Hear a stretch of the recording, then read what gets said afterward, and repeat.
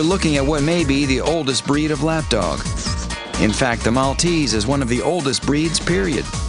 A Maltese also happens to be the richest dog in the world. Meet Trouble, who inherited a $12 million fortune from hotel mogul Leona Helmsley. From Marie Antoinette to Elizabeth Taylor, this has been the dog of choice for centuries of glitterati. One of the oldest of the European toy breeds, the Maltese has been revered by the ancient Greeks. They've been depicted in paintings, in literature, in pottery. Aristotle called this dog a cloud floating in the sky, and there's evidence that ancient Egyptians worshipped the Maltese. It's believed that the breed originated on the island that it's named for, Malta. They were bred down from dogs that were working dogs. I think most of that sort of working and hunting ability was bred out of them. So what is it that makes us want to pamper this dog with luxury? The Maltese is probably one of the most perfect companion dogs. They look really soft and supple, and you just want to touch them, play with them. Dark, round eyes and a cute black button nose amp up the cute factor in this dog. They are obviously all white, which is one of the things I think people find most charming. Roman emperors supposedly bred out all colors but white in the Maltese. White was sacred to the Romans. Like poodles, the coat is hair, not fur. Hair sheds less than fur and is better for people with allergies. And they're actually great pets to carry with you. A lot of people like to carry them in bags and take them on trips with them. Why don't we put a pillow under her? The hallmark of the Maltese is its small size, but that small package provides a lot of love and affection. I have a special soft spot in my heart for them because I had a Maltese for 17 years. She was my best friend, my buddy, my companion, and there's no dog that'll ever live up to the memory of a Maltese for me. The Maltese forms a close connection with humans, and today, one very special Maltese is relying upon that bond to overcome adversity. This is the story of Hope, a Maltese born with no front legs. She does have this handicap, but she doesn't seem to notice. I think she just draws people to her as a result of that. Hope was rescued in Tennessee from certain death. Dogs born with severe physical deformities are often euthanized. Deb Hubner found out about Hope and set out to adopt her and bring her home to Arizona. Had it not been for the individuals that decided to put her into this rescue group, Hope probably would not be with us today. As a puppy, Hope developed a novel way to move around by hopping and sliding. Vets warned that this would do damage to Hope's belly and spine.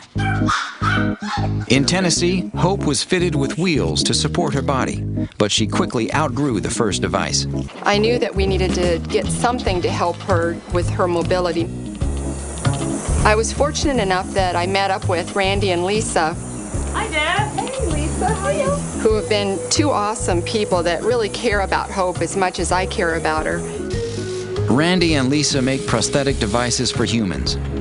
But when they heard Hope's story, they jumped at the chance to help. They developed a new, more robust prosthesis for Hope.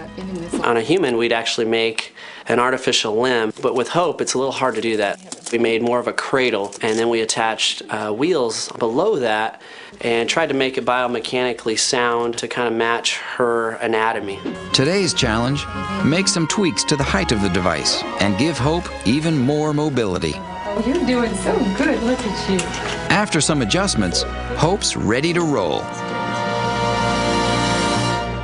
She moves over wood and carpet with ease. Right now she's in the house most of the time.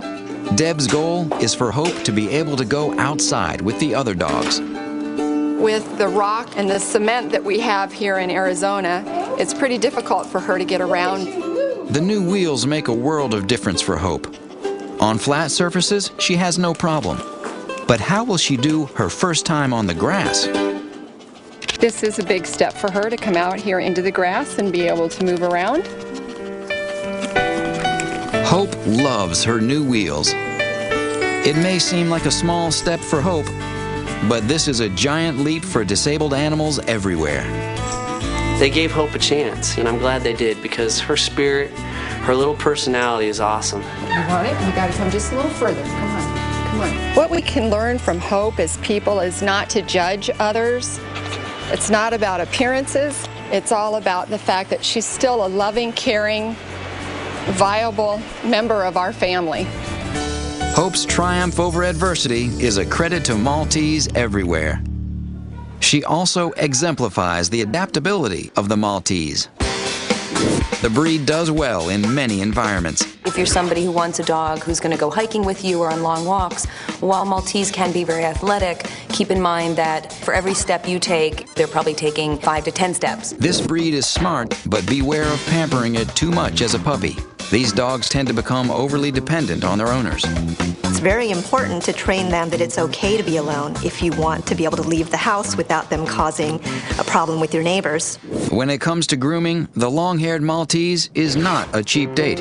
The long coat requires a tremendous amount of grooming. If you want to keep a Maltese in the show coat with the hair all the way grown to the ground, it requires daily brushing and weekly bathing. Maltese are generally healthy dogs. So Maltese are pretty hardy. They don't have a lot of diseases that they can get.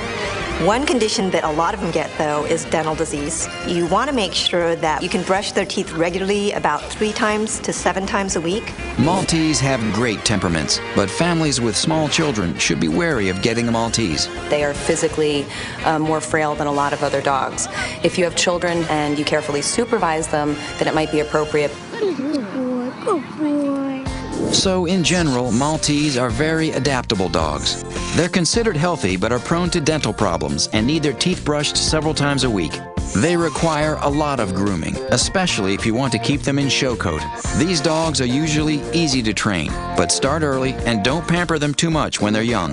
The Maltese is not recommended for families with small children, but for pure companionship, the Maltese is second to none. She says, I don't know what all this hype is about. Look at you move, Hope. Look at you go.